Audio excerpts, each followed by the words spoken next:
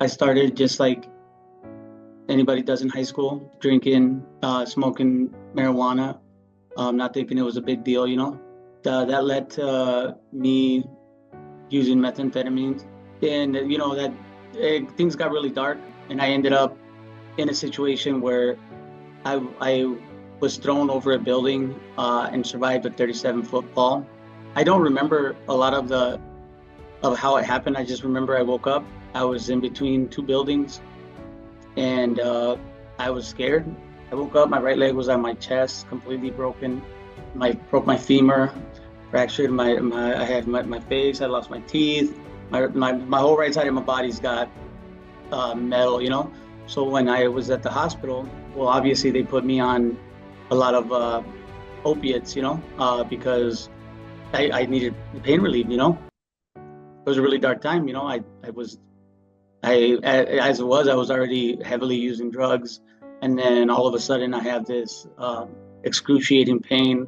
I can't tell you how painful it actually was. Like, I can't even describe it. It was not a good situation. I left the hospital and they didn't give me any medication because of the fact that I was on other substances. So I turned to whatever I could find on the streets. So then I started selling other drugs to be able to get my hands on opiates. I was doing heroin. I was doing as many pills as I can get. And then when I didn't have that, I would turn to meth, any other drugs that I can get my hands on, because I felt like I really needed it. And then next thing you know, I'm dependent on them. And I would do anything and everything to get my hands on them. I got away from my family.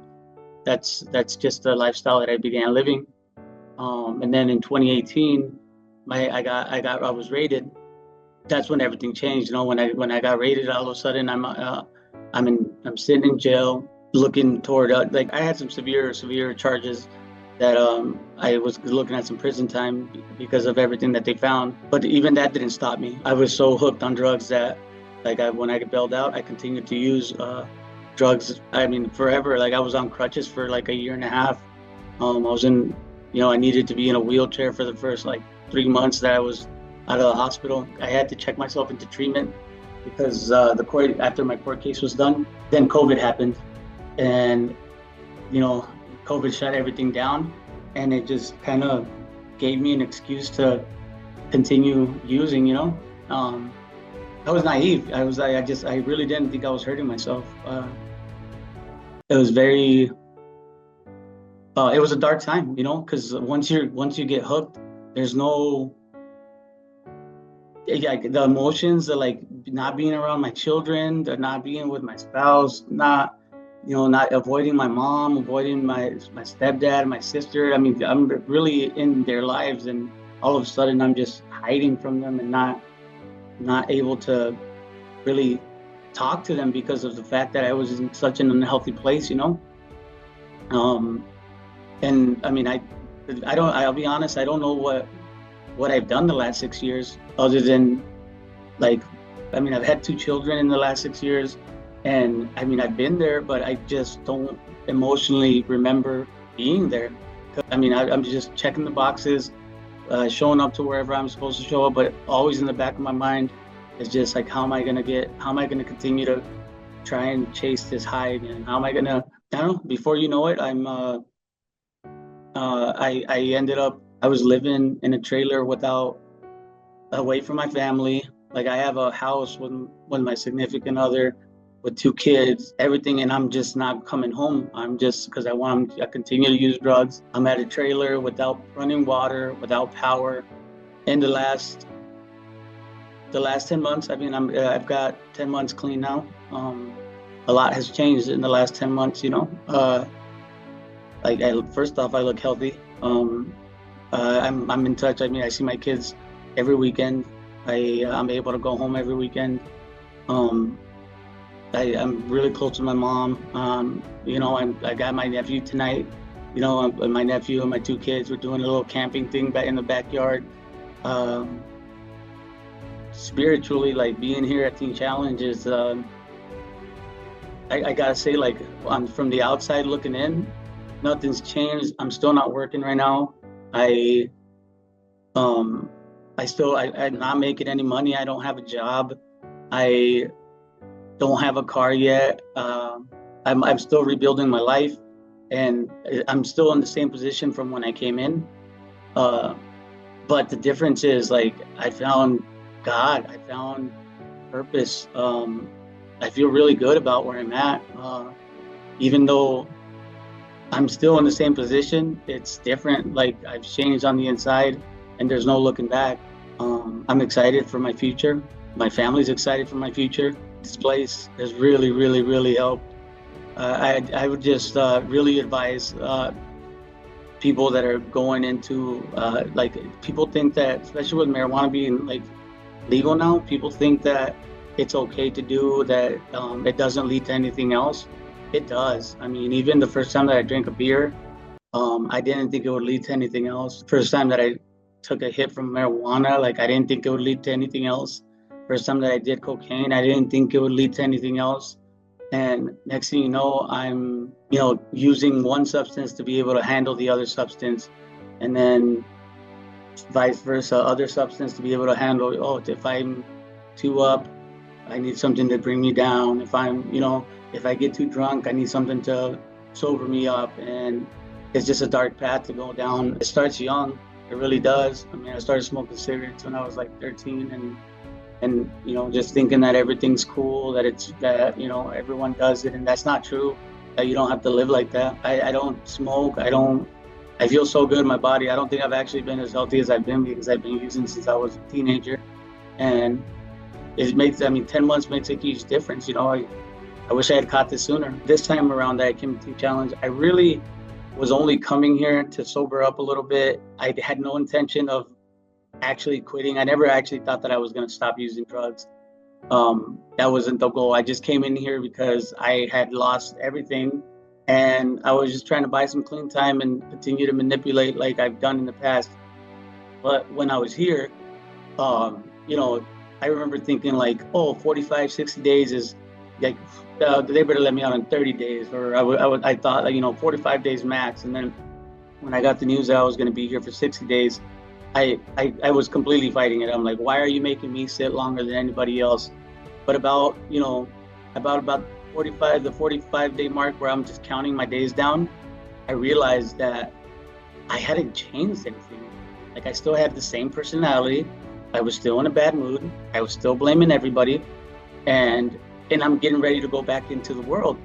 But nothing had changed. I was just in short term, just barely starting to get my head on my shoulders, and I just realized that, like, if I take that for granted, I felt okay, but I just knew that I was so far from being mentally stable, or I just know that I needed more. And then I had been to a couple graduations here.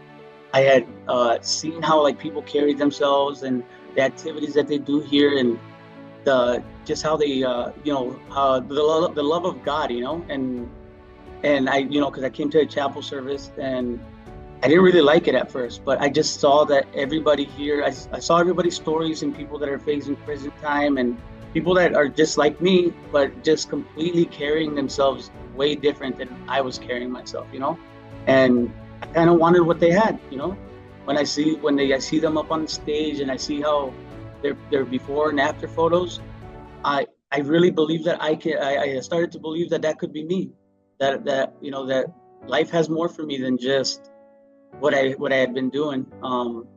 It's been hard every single day, don't get me wrong. I still want to go all the time.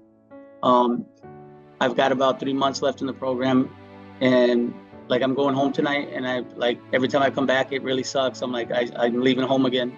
But I remember the day that I came in, how I would avoid my family, how I wasn't talking to my spouse. I wasn't, you know what I mean? And everything has changed since then. Like, I talk to my family on a regular basis. I attend church regularly.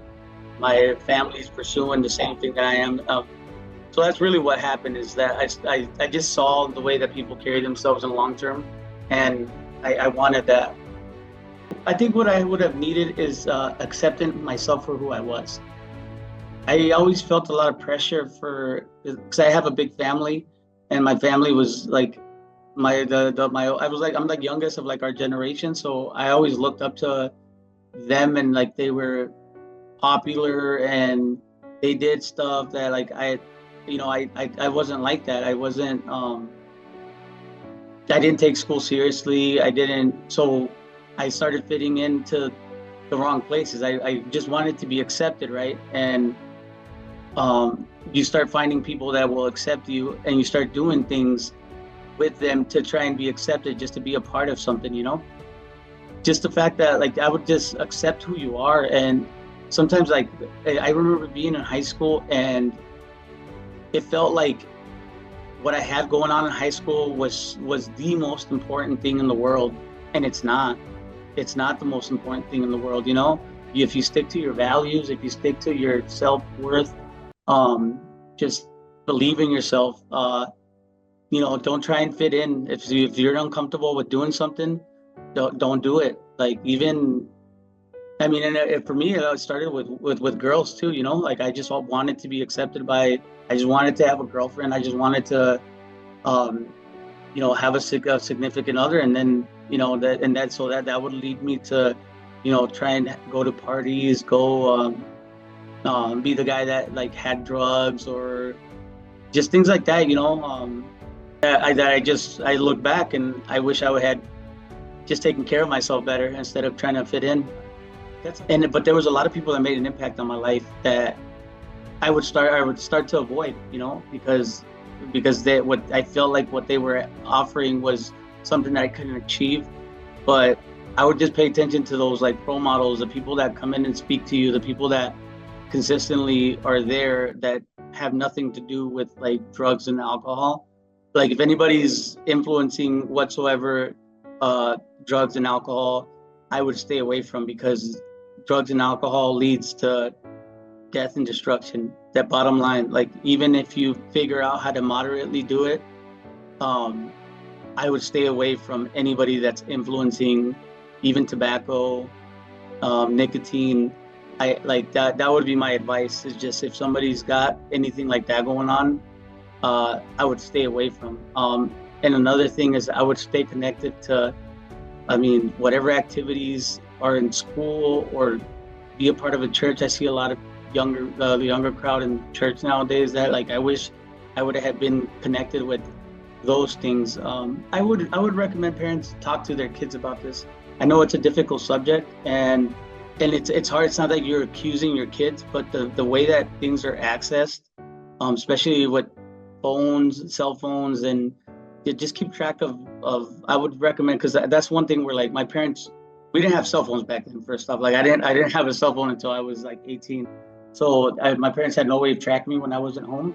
But with the access that you have now, I would really just check the Facebook profiles and the social media, and see what they're actually like. Because if my parents had been just a little bit more stricter with me, or actually just start noticing when I was coming home late, because that's when I started like lying at a young age, So for me, it's just like calling me out on those lies and talking to me about the risks of using drugs and alcohol. I think that would have really helped me at that age, For starters, I do want to point out that even if you have used drugs and alcohol, or you've gotten yourself in trouble, or you've dug yourself a hole that you feel like you can't dig yourself out of, there's hope. You just need to start one day. Like you don't have to look at it like, oh, a year, 2 years, a month, 2 days. It doesn't matter. Just start with one day and take it one day at a time. Things do get better. Drugs and alcohol is never the answer. Drugs and alcohol will never actually give you a solution to anything. Now that I've kind of found my spiritual guide to like kind of what I want to be and what I look forward to. I have both my boys. I'm going to be going home when I leave here. I'm very excited for what the world has to offer me. I'm going to stay connected to a church community, because being a part of a community that isn't outside of your family is very important. Staying active in the community is very important. It might seem insignificant at first, but just being a part of something makes a big difference. Taking it one day at a time, and not taking for granted the fact that we do have things going on, instead of looking at it like, oh, I have to do this, I have to do that. We get to do this, we get to do that, because every day there's an opportunity to continue to grow.